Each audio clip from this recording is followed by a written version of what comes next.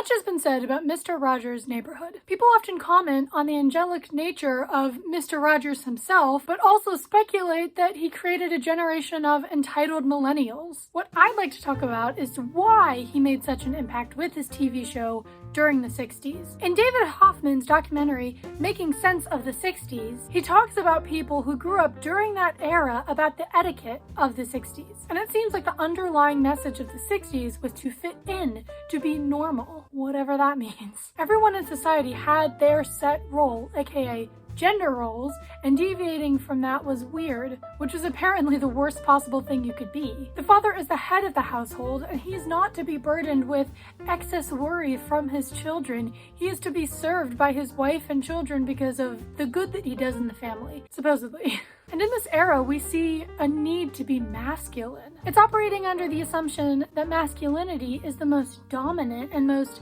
important factor of a heterosexual relationship, which at that time was the ideal kind of relationship. It was the normal relationship.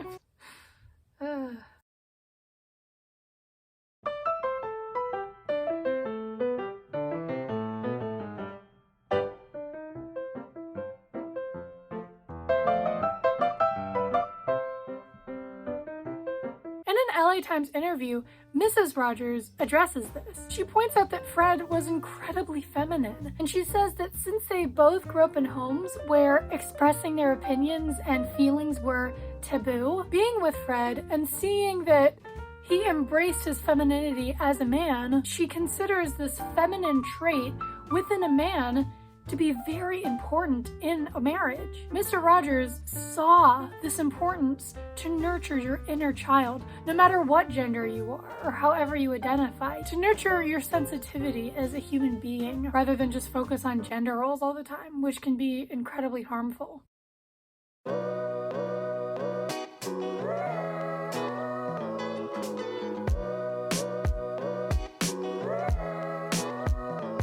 In the 60s, as I've already mentioned, it was extremely important to conform. And to look at what was happening in the 60s, we have to consider what was happening in the 50s. And during the 50s, they would film these instructional videos for youth, and these videos essentially told people how to live their lives. They put forth very rigid rules of what was considered appropriate during that time. And this is actually the complete opposite of Mr. Rogers' message. People can like you just the way you are. And when you look back on these 1950s instructional videos, it almost seems a bit robotic, like a little bit creepy, a little bit scary. Everyone was polite and agreeable, no one questioning authority, denying the existence of a second opinion or a different school of thought. And when Matthew Weiner's show Mad Men premiered, a TV show set in the 1960s, it got some backlash around the racier elements of the show, aka people having sex before they were married,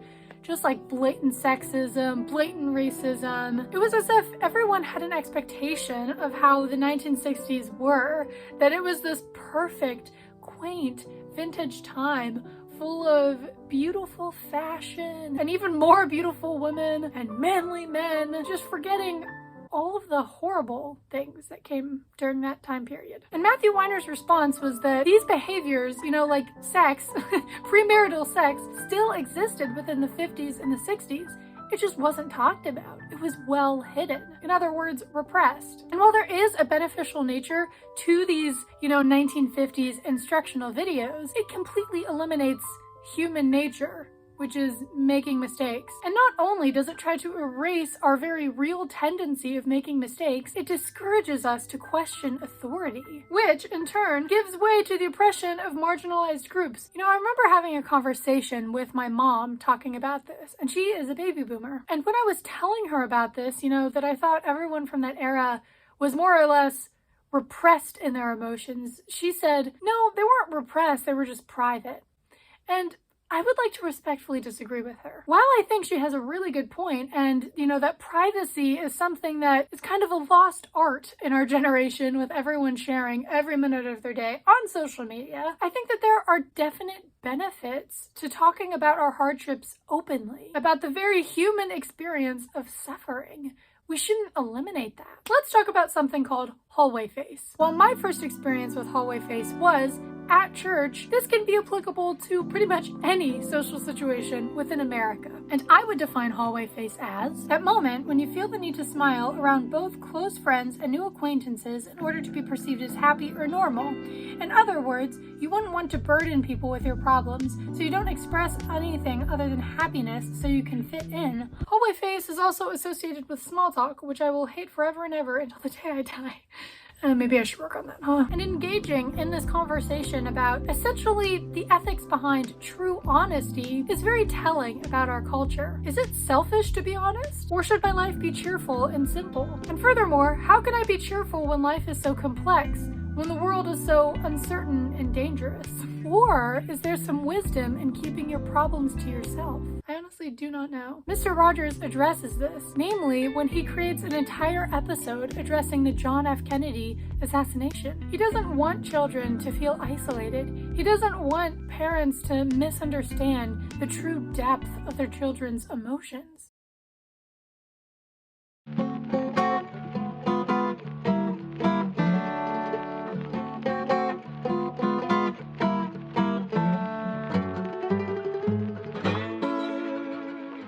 In the film Pleasantville, starring Reese Witherspoon and Tobey Maguire, Tobey Maguire's character, David, is obsessed with the 50s sitcom. Oh my goodness! Tobey Maguire's character David is obsessed with the black and white sitcom, Tobey Maguire's character David is obsessed with the black and white 50s sitcom called Pleasantville, which depicts the American dream. Okay, I can do this. Tobey Maguire's character David is obsessed with a black and white 50s sitcom called Pleasantville, which depicts the classic American dream. David exists in our modern, broken, dangerous world, with his mother currently going through a divorce, so he resorts to this TV show to be comforted by the thought of a simpler time. A time in which America was great.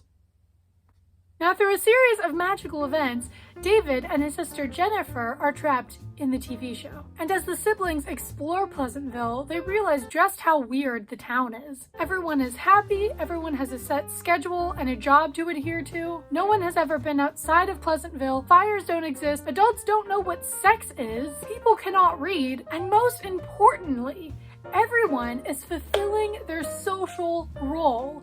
Everyone is doing what they're supposed to do. And as the people in the town begin to engage in genuine emotion, parts of the town start to turn into color. And I'd like to point out that Mr. Rogers' legacy is tied to this message. There is no person in the world exactly like you, except you yourself.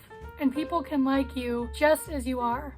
It's so easy to discuss what's wrong with America, to criticize others, to create division, to make really leaping assumptions about someone who has a different perspective. But let's consider this. How many times have we done this to ourselves? In pursuit of self-improvement, in pursuit of hustle culture, how many times have we tried to fit ourselves in a box? Have we tried to fit ourselves into a set schedule that we think will make us happy and lead to success and money and babies? And how many times have we reprimanded ourselves for just being humans? And we talk about black and white thinking and about how it's so harmful, but when I look at my own life, I realize that I've applied that thinking to myself every single day. I currently do that.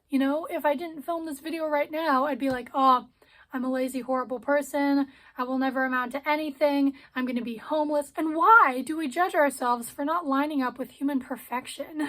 Supposed human perfection. And as much as I'd like to steer this conversation into, an inspirational speech about our flaws are beautiful, our flaws are who we are, we need to embrace them, we need to fully accept them. We don't have to want anything else for ourselves, because wanting things is bad. Wanting to succeed is horrible, which I also think is a lie. So let's abandon that for a little bit, and let's ask a slightly more productive question. Where does the acceptance start and the discipline take over? Why do they have to be mutually exclusive? Why does it feel like they have to be separate? Well, people may say that street smarts or being really good at math or having a high emotional intelligence level is true intelligence? I think that intelligence is the ability to fully comprehend the complexity of human existence. In other words, it's wisdom and discernment. And our history as a nation, at least in America, is a living example of this. It's an example of our ideals swinging on a pendulum back and forth, depending on what era we're in. And it seems that we as a species just hate the gray areas in life, which is why I don't really have a conclusion for this video. This conclusion is a gray area. Sorry. Oh. Yeah, okay. Anyway, that's it.